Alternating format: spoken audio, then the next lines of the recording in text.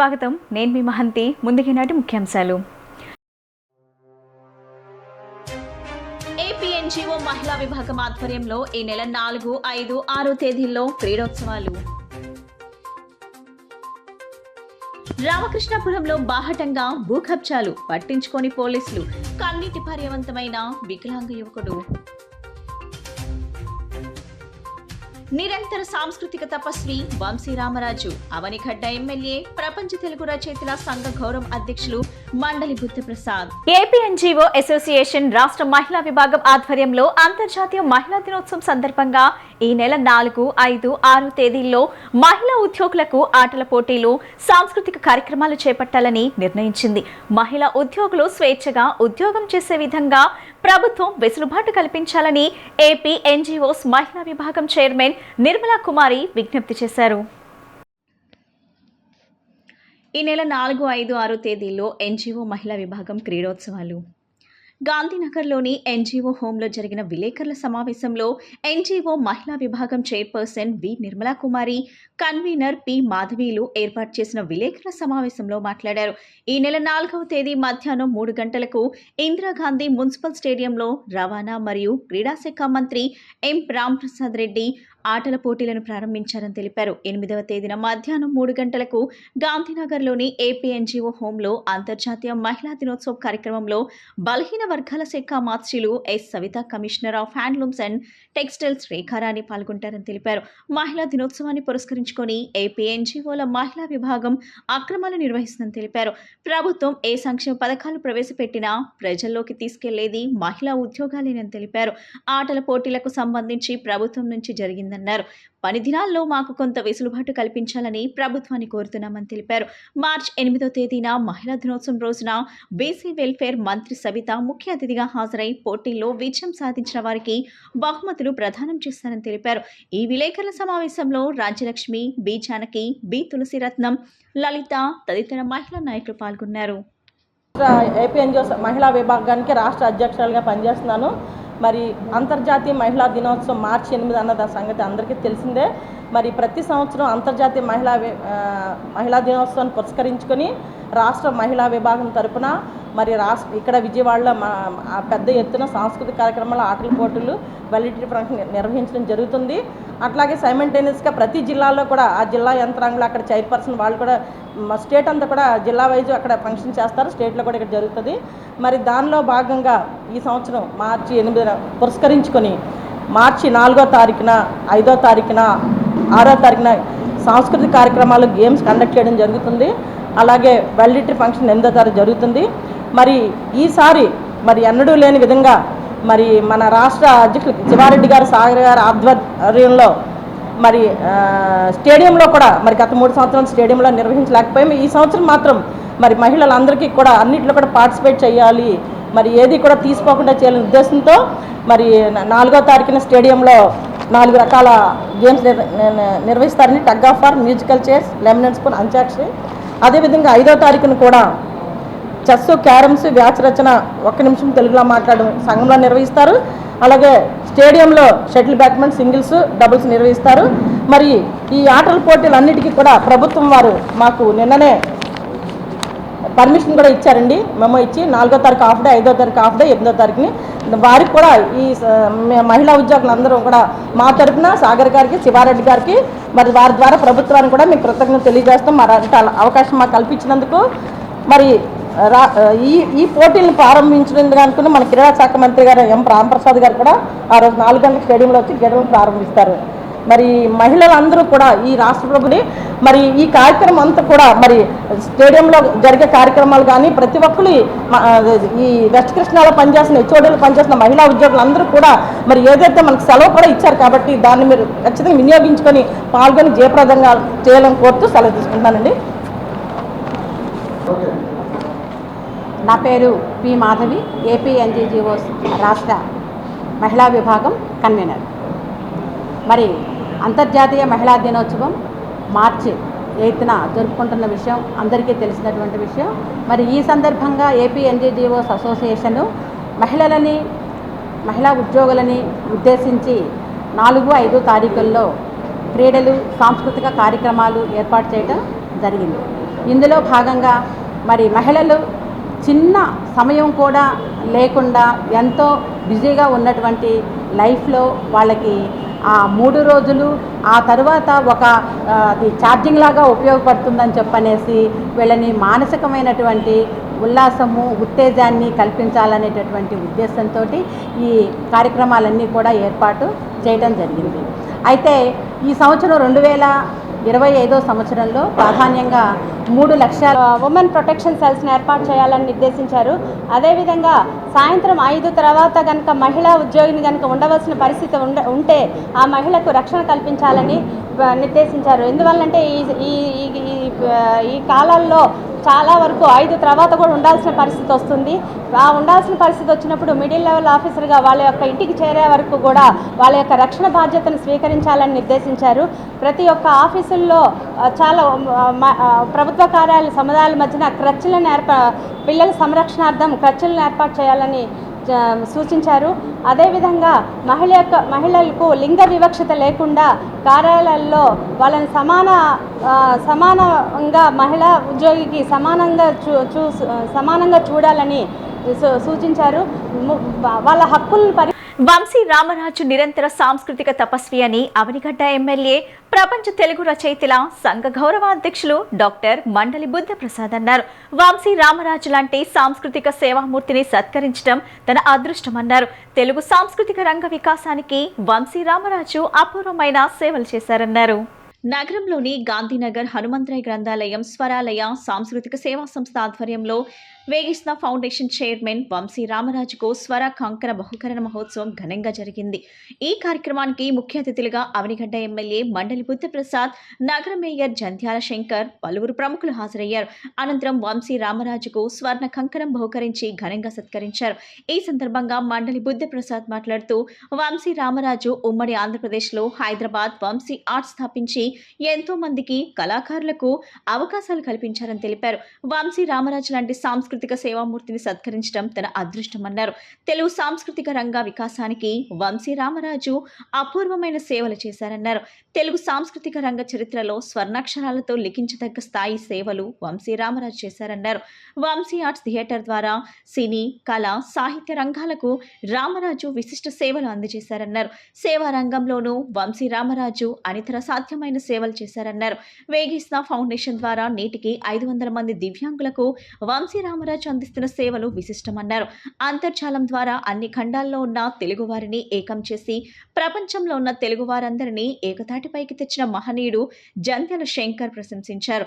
సాహిత్య సేవా రంగాలకు చేసిన సేవలకు గుర్తుగా నన్ను ఆత్మీయంగా సత్కరించడం ఎంతో ఆనందాన్ని ఇచ్చిందని వంశీ రామరాజు అభిప్రాయం వ్యక్తం చేశారు. మోహనత వ్యక్తి డాక్టర్ వంశీ రామరాజు గారు హైదరాబాద్ కేంద్రంగా నాడు వంశీ ఆర్ట్ థియేటర్స్ని నెలకొల్పి సుప్రసిద్ధులైన వారే కాకుండా తెలుగునాట మారుమూల గ్రామాల్లో ఉన్న కళాకారులను కూడా హైదరాబాద్ రప్పించి వారికి పరిచయ భాగ్యం కలిగించడమే కాకుండా వారి ఉన్నతికి వారి సాంస్కృతిక వైవిధ్య ఆంధ్రప్రదేశ్కి నడిబొడ్డు విజయవాడలో నాకు జరిగినటువంటి సత్కారం మర్చిపోలేంది. గత 5 దశాబ్దాల పైగా ఈ కళారంగంలో ఉండి 72లో సోమన్ బాబు గారు ఇనాగ్రేట్ చేసిన సంస్థ వంశీ సంస్థ. అప్పటి నుంచి కూడా నిరంతరం నిరవధికంగా అనేక కార్యక్రమాలు చేసి వంశీబర్కి అవార్డు లాంటి కార్యక్రమాలు చేసి సినిమా రంగానికి ప్రేక్షకులకు వారధిలాగా నిలబడిన సంస్థ వంశీ సంస్థ. అన్ని దేశాల వారు కూడా నన్ను గుర్తించడం, ఆ సేవలను గుర్తించడం, దానికి తార్కాణంగా ఇవాళ నాకు సాంస్కృతిక సేనాధిపతిగా పెద్ద బిరుదుని నాకు ప్రధాన గురించి చెప్పాలంటే ఎంతసేపు అయినా చెప్పచ్చు. ఆంధ్రదేశం యొక్క దౌర్భాగ్యం ఏంటంటే వివిధ రంగాల్లో నైపుణ్యం ఉన్నటువంటి వాళ్ళని గౌరవించడం చేత కాదు మన వాళ్ళకి. ఇది పద్మ అవార్డ్స్ లాంటివి సుశీల్ గారికి కానీ ఈయన మంగళపల్లి బాలమురళీకృష్ణ గారు వచ్చిందంటే తమిళనాడు గవర్నమెంట్ వాళ్ళని గౌరవించింది, ఆంధ్ర ప్రభుత్వం కాదు. ఎందుకు చెప్పొచ్చానంటే వివిధ రంగాల్లో నిష్ణాతులైన వాళ్ళని తీసుకొని వచ్చి వాళ్ళని గౌరవించి నలుగురికి తెలిసేట్టు చేసి సన్మానం చేయటం ఎన్నేళ్ల నుంచో నాకు తెలిసి ఒక 25 సంవత్సరాల పైగా రామరాజు గారు ముఖ్యంగా ఇక్కడే కాదు అమెరికాలో కూడా అనేక సార్లు నేను కలుసుకోవటం జరిగింది. వివిధ రంగాలు అది మసిబుగ్గుల్లో పడ్డ మాణిక్యాలు లాంటి వాళ్ళు కూడా బయటకు తీసుకొచ్చి వాళ్ళని గౌరవించి ప్రజలకు తెలిసే చేశాడు. మంచి సర్వీస్ చేస్తున్నారు రామరాజు గారు. పార్టీ కంగ్రాచులేషన్స్ అండి. అంత మంచి ఆయన బజార్లో మనకు సన్మానం చేయడం చాలా సంతోషంగా ఉంది. స్థలాన్ని కబ్జా చేసి తమపైనే కొందరు దాడులు చేస్తున్నారంటూ మస్తాన్ వలి అనే వికలాంగుడు వాపోయాడు. కబ్జాదారులు రామకృష్ణాపురంలో తమకు గల 280 గజాల విలువైన స్థలాన్ని ఆక్రమించుకుని స్థలంలోనే పాగా వేశారని తెలిపాడు. పోలీసులకు ఫిర్యాదు చేసినా పట్టించుకోవటం లేదని వాపోయాడు. అజిత్ సింగ్ నగర్ పోలీస్ స్టేషన్ పరిధిలోని రామకృష్ణాపురంలో భూ కబ్జా బాహటంగా జరుగుతుందని ఫిర్యాదు చేసినా పోలీసులు పట్టించుకోవటం లేదని బాధిత కుటుంబ సభ్యులు వాపోయారు. రామకృష్ణాపురంలో కబ్జాకు గురైన స్థలం వద్ద బాధిత కుటుంబ సభ్యులు విలేకరుల సమావేశాన్ని నిర్వహించి కన్నీరు మున్నీరయ్యారు. స్థలానికి చెందిన వికలాంగ యువకుడు మస్తాన్ వలి మాట్లాడుతూ అనేక సంవత్సరాల నుండి తాము నివాసం ఉంటున్న స్థలాన్ని మాది అని కొందరు ఆక్రమించుకున్నారని వాపోయాడు. అదేమని ప్రశ్నించిన తనపైన, తన తల్లిపైన, కుటుంబ సభ్యులపైన దాడి చేశారని ఆందోళన వ్యక్తం చేశాడు. గత నెల 27వ తేదీన స్థలాన్ని ఆక్రమించి ఆ స్థలంలో రౌడీలను ఉంచి ప్రశ్నించిన తమపై దాడి చేశారని, కళ్లల్లో కారం కొట్టి ఇబ్బంది పెట్టారన్నారు. ఇంటిలో ఉన్న సుమారు 10 లక్షల రూపాయలు విలువ చేసే సామాగ్రిని రౌడీలతో బయటకు పడేశారని ఆరోపించారు. తమపై దాడిని పోలీసులకు చెప్పినా పట్టించుకోవడం లేదని ఆవేదన వ్యక్తం చేశాడు. ఏసీపీ స్థాయి అధికారి సైతం కబ్జాదారుల పక్షానే నిలిచినట్టుగా మాట్లాడుతున్నారని, తమను ఇబ్బంది పెడుతున్నారని తెలిపాడు. 20 రోజుల క్రితం తనకు ప్రమాదం జరిగిందని, కాలు తొలగించారని, ఆ ప్రమాదానికి కారణం కూడా కబ్జాదారులే అన్న అనుమానం ఉందన్నారు. పోలీసులే న్యాయం చేయకపోతే ఇంకా ఎవరు న్యాయం చేస్తారంటూ ప్రశ్నించారు. మస్తాన్ వలి తల్లి షేక్ షాహిదా మాట్లాడుతూ తమకు న్యాయం చేయాలని, తమ స్థలాన్ని తమకు ఇప్పించాలని వేడుకున్నారు. ప్రభుత్వ పెద్దలు స్పందించాలని, పోలీస్ ఉన్నతాధికారులు జోక్యం చేసుకుని తమకు చెందిన 280 గజాల స్థలాన్ని తమకు ఇప్పించాలని కోరారు. ఆస్తికి సంబంధించిన పూర్తి డాక్యుమెంట్స్ తమ వద్దే ఉన్నాయని స్పష్టం చేశారు. తమపై దాడి చేసిన వారి నుంచి ప్రాణహాని ఉందని, తమకు రక్షణ కల్పించాలని, అలాగే వారిపై కఠినమైన చట్టపరమైన చర్యలు తీసుకోవాలని పోలీస్ ఉన్నతాధికారులను కోరారు. నా పేరు మస్తాన్ వలి. ఈ స్థలం మా అమ్మ నాన్నగారిది. గత 30 సంవత్సరాలుగా మేము ఇక్కడే ఉంటున్నాము.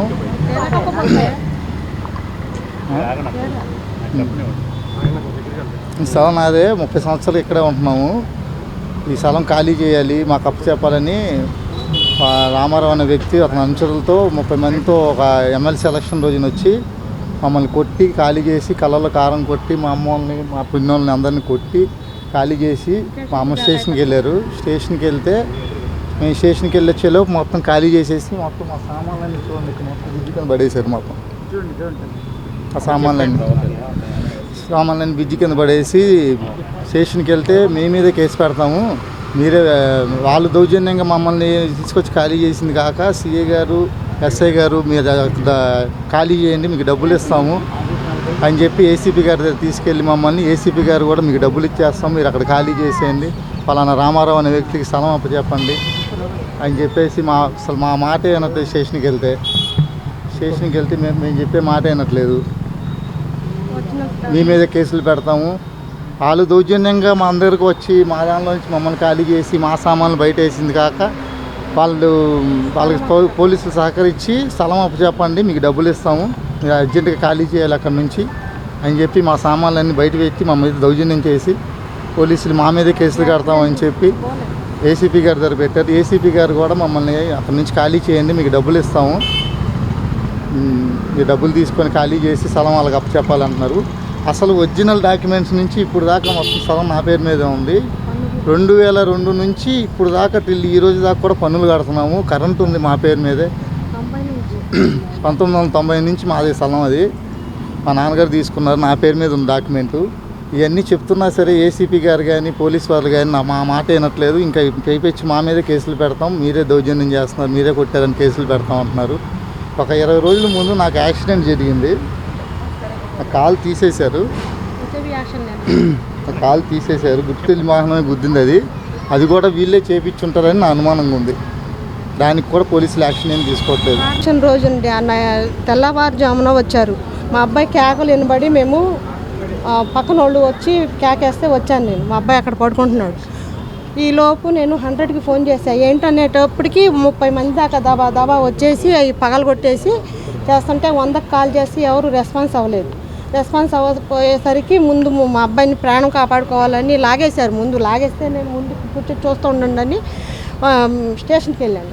స్టేషన్కి వెళ్తే ఎవరు లేరు, ఎస్ఐ గారు ఒక్కళ్ళే ఉన్నారు, ఇంకో కానిస్టేబుల్ ఉన్నారు. చెప్పాను ఇలా విషయం అని. వెళ్తాము అమ్మ, ఎవరు లేరు రానిండి అన్నారు అని అక్కడే కూర్చోబెట్టారు. ఎవరిని ముందు సీఏ గారికి ఫోన్ చేస్తాను, ఆయన చెప్పి పంపిస్తానన్నారు. సీఏ గారికి ఫోన్ చేయటం ఏంటండి, అక్కడ మమ్మల్ని కొట్టేసి ఇచ్చేస్తున్నారు. ముందు నా కొడుకు కూడా ఇప్పుడు అక్కడే ఉన్నాడు, ప్రాణం హానిగా ఉంది, నేను కాపాడి వచ్చాను. ముందు 100కి చేస్తే ఎవరు ఎత్తట్లేదని ముందు స్టేషన్కి వచ్చాను.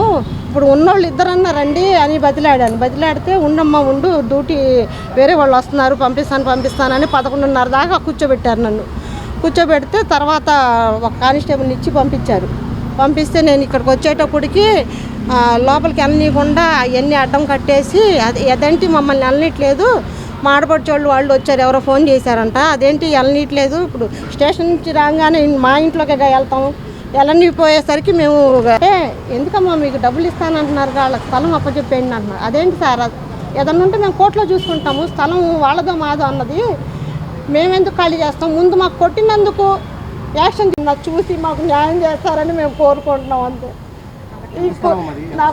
నా కొడుకు కూడా చేస్తలేదు. ఫస్ట్ నుంచి కూడా చాలా బూతులు అడిగారంట, మీ అమ్మకి మొగుడు లేడుగా నా దగ్గర పంపించని అయ్యని చాలా అన్నారంట. తర్వాత ఏడుచుకుంటూ చెప్పాడు. యాక్సిడెంట్ అయిన తర్వాత వాళ్ళే చేపించారమ్మా, 99 నెంబర్ నేను చూశాను.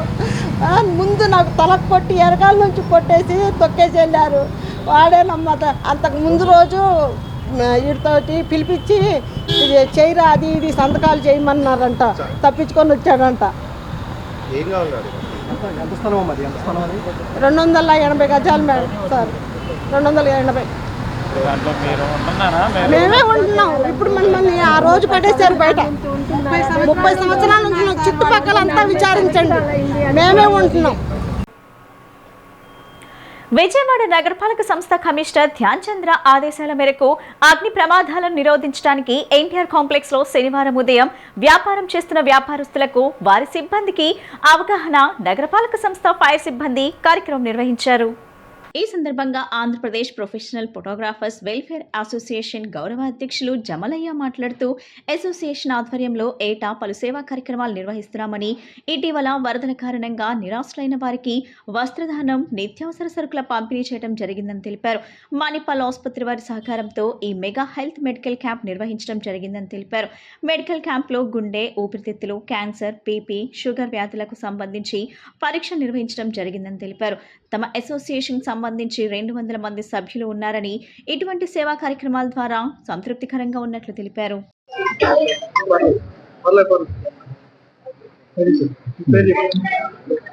విపిపిడబ్ల్యూ అసోసియేషన్ గౌరవ అధ్యక్షుడు పి జమలయ్య నేను మాట్లాడుతున్నానండి.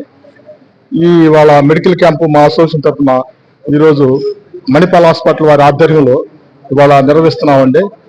ఈ క్యాంప్ మెడికల్ క్యాంప్కి చాలా మంది వచ్చి వెళ్ళారు. చక్కగా వాళ్ళు పరీక్షలు అన్ని ఉన్నాయి. ఈసీజీ కానించి, కంటి పరీక్ష కానించి, హార్ట్ సంబంధించిన, క్యాన్సర్ సంబంధించిన అన్ని రకాల టెస్టులు చేస్తున్నారండి. ఇలాంటి సేవా కార్యక్రమాలు ఎన్నో చేస్తున్నాం. మొన్న వరద బాధితులు మన సింగనగర్ ఫ్లడ్స్ వచ్చినప్పుడు కూడా మేము బాగా అసోసియేషన్ తరఫున మేము వాళ్ళకి అన్ని రకాల దుస్తులు కానివ్వండి, రైస్ కానివ్వండి, నిత్యావసర వస్తువులు అన్ని కూడా సప్లై చేసాం. ఇలాంటి మెడికల్ క్యాంపులు ఒకసారి పోయిన సంవత్సరం ఒకసారి పెట్టాము. ఇది పెద్ద మెడికల్ క్యాంప్ అండి. ఇది ఇవాళ అందరూ కూడా మాకు సహకరిస్తున్నారండి. మా అసోసియేషన్ తరఫున ఎన్నో సేవా కార్యక్రమాలు చేస్తున్నాం. ఇవాళ దాదాపుగా మా అసోసియేషన్ సభ్యులు దాదాపు 2000 మంది ఉన్నారండి.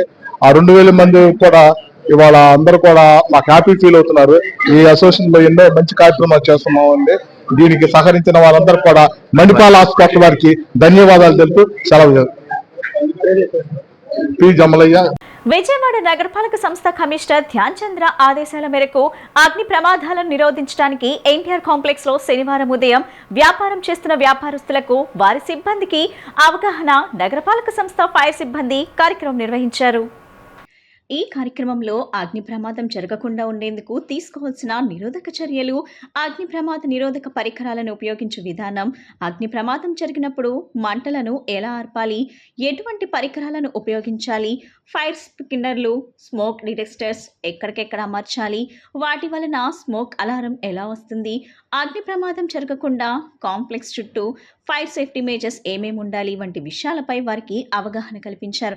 ఈ కార్యక్రమంలో డిస్ట్రిక్ట్ ఫైర్ ఆఫీసర్ మాల్యాద్రి ఈ నెల 4, 5, 6 తారీఖుల్లో MG road SS కన్వెన్షన్లో Andhra Pradesh construction expo నిర్వహిస్తున్నట్లు shiny trade exhibition organiser Sheikh bhaji తెలిపారు. నిర్మాణ రంగానికి సంబంధించిన ఆధునిక టెక్నాలజీ అభివృద్ధి చెందుతూ వస్తుందని, నిర్మాణ రంగానికి అవసరమైన ఉత్పత్తులను ప్రదర్శన నిర్వహించేందుకు ఈ కార్యక్రమాన్ని ఏర్పాటు చేసినట్లు తెలిపారు. ఎంజీ రోడ్ భవన్లో విలేకరుల సమావేశంలో బాజీ కన్స్ట్రక్షన్స్ ఎక్స్పోలో దాదాపు 40 నుంచి 50 కంపెనీలు తమ ఉత్పత్తుల ప్రదర్శన నిర్వహించనుందని తెలిపారు.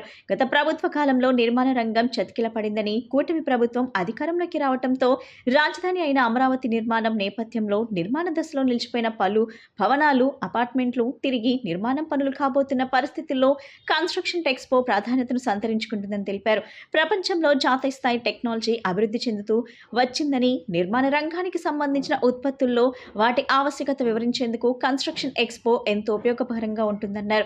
ఈ ఎక్స్పోలో సిఆర్డీఏ నుంచి రేరా, కేడ్రై, బిల్డర్స్ ఆయా సంస్థల ప్రతినిధులు పాల్గొంటారని తెలిపారు. తెలుగుదేశం పార్టీ నాయకులు సయ్యద్ రఫీ మాట్లాడుతూ విజయవాడ, గుంటూరు, ఏలూరు తదితర ప్రాంతవాసులకు నిర్మాణ రంగానికి సంబంధించి తెలుసుకోవాల్సిన పలు ముఖ్యమైన చర్చా గోష్ఠి కన్స్ట్రక్షన్ ఎక్స్పోలో జరుగుతుందని తెలిపారు.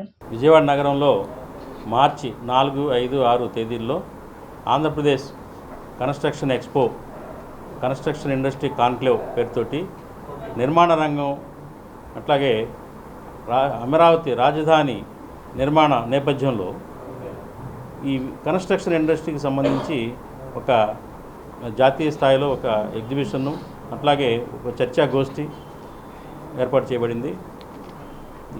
దీని యొక్క ముఖ్య ఉద్దేశం ఏంటంటే, మరి ఇవాళ నిర్మాణ రంగం, భవన నిర్మాణాలు కానివ్వండి, రోడ్ల నిర్మాణం కానివ్వండి, వంతెనల నిర్మాణం కానివ్వండి, ఏదైనా నిర్మాణ రంగంలో ఆధునిక ఎవరైనా రావచ్చు. ఇది ఫ్రీ ఎంట్రీ. ఔత్సాహికులు, ఇల్లు కట్టుకునే నిర్మాణంలో ఉన్న వాళ్ళు కూడా వచ్చి పాల్గొనవచ్చు. వస్తున్నారు మొదటి రోజు. అట్లాగే కన్నబాబు గారు, సిఆర్డీఏ కమిషనర్ గారు కూడా, వారు కూడా పాల్గొంటారు. అంతేకాకుండా ఈ ఇండస్ట్రీకి సంబంధించిన అనేక ఆర్గనైజేషన్స్ ఉన్నాయి. వాళ్ళ ప్రతినిధులు, చైర్మన్స్, ప్రెసిడెంట్స్ కూడా దీంట్లో పాల్గొంటారండి. సెకండ్ డే మరి కొల్లు రవీంద్ర గారిని ఆహ్వానించాము. షైనీ గ్రూప్కి ఒక అడ్వైజర్గా అనేక సంవత్సరాల నుంచి ఉన్నాను నేను. విజయవాడ నగరంలో ఎస్ఎస్ కన్వెన్షన్ హాల్లో మన చిన్నపాటి పెట్రోల్ బంకు పక్కదారులు లబ్బిపేటలో అది ఉంది. 4, 5, 6 తారీఖులు 3 రోజుల పాటు ఈ ఎక్స్పో జరుగుతుంది. ఇండస్ట్రియల్ నిర్మాణ రంగంలో కూడా కార్మికుల లభ్యత బాగా తగ్గిపోయింది. ఎప్పుడైతే కార్మికుల లభ్యత తగ్గుతుందో అప్పుడు యాంత్రిక అవసరం వస్తుంది. ఇప్పుడు ఈ రోజున మన షైనీ గ్రూప్ బాజీ గారు, ఆయన పేరు కొన్ని సంవత్సరాలుగా ఒక సీనియర్ జర్నలిస్ట్గా మేము గోడల మీద చూస్తున్నాం. అట్లాంటిది ఆయన యొక్క ఇంకొక కోణం కొన్ని సంవత్సరాలుగా ఇటు అగ్రికల్చరల్ ఎక్స్పో అని, అలాగే టెక్స్టైల్స్ ఎక్స్పో అని, ఇటువంటి ఎగ్జిబిషన్స్ని ప్రజలందరికీ, అలాగే కొన్ని విద్యార్థి కష్టపడి ఎంచుకున్న లక్ష్యాన్ని చేరుకోవడమే కాకుండా అటు దేశానికి ఇటు రాష్ట్రానికి ఖ్యాతి తీసుకురావాలని రాష్ట్ర మంత్రి కొల్లు రవీంద్ర విద్యార్థులకు పిలుపునిచ్చారు. విద్యారంగంలో అనేక సంస్కరణలకు కూటమి ప్రభుత్వం శ్రీకారం చుట్టిందని మంత్రి కొల్లు రవీంద్ర వెల్లడించారు. సిద్ధార్థ ఫౌండేషన్ ఆధ్వర్యంలో వార్షిక ఉపకార వేతనాల పంపిణీ కార్యక్రమం మొగల్రాజ్పురంలోని సిద్ధార్థ ఆడిటోరియంలో శనివారం రాత్రి నిర్వహించారు. కార్యక్రమానికి రాష్ట్ర మంత్రి కొల్లు రవీంద్ర ముఖ్య అతిథిగా హాజరయ్యారు. ఈ సందర్భంగా మంత్రి రవీంద్ర మాట్లాడుతూ ప్రతిభావంతులపైన పేద విద్యార్థులు ఉన్నత చదువులు చదివేందుకు సిద్ధార్థ ఫౌండేషన్ కొన్నేళ్లుగా ఉపకార వేతనాలు అందిస్తూ విద్యాభివృద్ధికి కృషి చేయటం అభినందనీయమని మంత్రి కొల్లు అన్నారు. సిద్ధార్థ ఫౌండేషన్ నుంచి స్కాలర్షిప్ తీసుకున్న ప్రతి విద్యార్థి భవిష్యత్తులో స్కాలర్షిప్లు ఇచ్చే స్థాయికి ఎదగాలని ఆకాంక్షించారు. గతంలో విద్యావకాశాలు తక్కువగా ఉండేవని, ఇప్పుడు ఆ పరిస్థితి లేకపోవడానికి సీఎం చంద్రబాబు ముందు చూపే కారణమన్నారు. ఉమ్మడి ఏపీలో ఒకేసారి దాదాపు 40 ఇంజనీరింగ్ కాలేజీలను తీసుకొచ్చిన ఘనత చంద్రబాబుకే దక్కుతుందని, ఆ ఫలితాలు ఇప్పుడు మనం చూస్తున్నామని మంత్రి కొల్లు కొనియాడారు. అనంతరం ఫౌండేషన్ అధ్యక్షుడు మలినేని రాజయ్య మాట్లాడుతూ కూటమి ప్రభుత్వం తమకు స్థలం కేటాయిస్తే వ్యవసాయ కళాశాలను స్థాపిస్తామని ప్రకటించారు. 2024-25 విద్యా సంవత్సరంలో కుల మతాలకు అతీతంగా సుమారు 772 మంది విద్యార్థులకు 65,74,000 రూపాయల స్కాలర్షిప్లను అందజేసినట్లు రాజయ్య వెల్లడించారు. Started engineering college first and now that engineering college has become deemed university and one more engineering college. We are having now 18 institutions, out of which KG to PG we have all the institutions. Now I will go into the details of this particular foundation. Siddhartha foundation వార్షిక scholarship కార్యక్రమం ముఖ్య అతిథిగా చేసిన గౌరవ రాష్ట్ర excise గనులు మరియు గోదావరి శాస్త్ర మంత్రులు శ్రీ కొల్లు రవీంద్ర గారికి, కార్యదర్శి శ్రీ పాలడుగు లక్ష్మణరావు గారికి, నా సహచర ఆఫీస్ బేరర్లు, పాలకవర్గ సభ్యులు అందరికీ స్వాగతం, సుస్వాగతం. స్కాలర్షిప్ సిద్ధార్థ ఫౌండేషన్ వార్షిక స్కాలర్షిప్ ప్రధానోత్సవ కార్యక్రమానికి మా ఆహ్వానాన్ని మన్నించి ముఖ్య అతిథిగా విచ్చేసిన గౌరవ రాష్ట్ర ఎక్సైజ్ గనులు మరియు భూగర్భ శాస్త్ర శాఖ మంత్రులు కొల్లు రవీంద్ర గారికి, సిద్ధార్థ ఫౌండేషన్ అధ్యక్షుడు శ్రీ ఎం రాజీ గారికి, సిద్ధార్థ ఫౌండేషన్ సిద్ధార్థ అకాడమీ గారు, ఈ కార్యక్రమానికి విచ్చేసిన విద్యార్థులకి, పెద్దలకి అందరూ కూడా ముందుగా హృదయపూర్వక నమస్కారాలు తెలియజేస్తా ఉన్నాను. చాలా సంతోషం. భవిష్యత్ తరాలకి ఒక మంచి